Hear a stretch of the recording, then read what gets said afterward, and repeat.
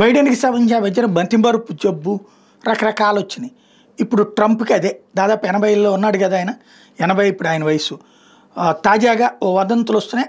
న్యూజెర్సీలో జరిగిన FIFA club world cup తిలకించేందుకు వచ్చిన ట్రంప్‌కి కాళ్ళ దగ్గర నరాలు ఉబ్బిపోయినట్టు కనిపించడం, కుడి చేతి మీద పలు చోట్ల వాపు కనిపించడం మీద పలు దృశ్యాలు ఆన్‌లైన్‌లో హల్చల్ చేసినాయి.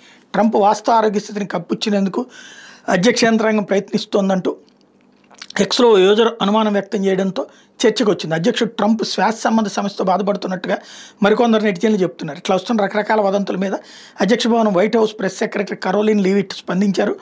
వీన్స్ ఇన్సఫిషియన్సీ అనే సిరల వ్యాధితో ట్రంప్ బాధపడుతున్నారన్నారు. 70 ఏళ్లు దాటిన వాళ్లలో సాధారణంగా కనిపించేదని చెప్పారు. ట్రంప్ కాళ్ల దిగువ భాగంలో చీలమండ వద్ద వాపుని వైద్యులు పరీక్షించారు. దీన్ని సాధారణ లోపంగా నిర్ధారించారు. భయపడాల్సిన అవసరం లేదన్నారని చెప్పారు. ఇతర వైద్య పరీక్షలో గుండె వైఫల్యం, కిడ్నీ వైఫల్యం వంటివి లేదని చెప్పారు.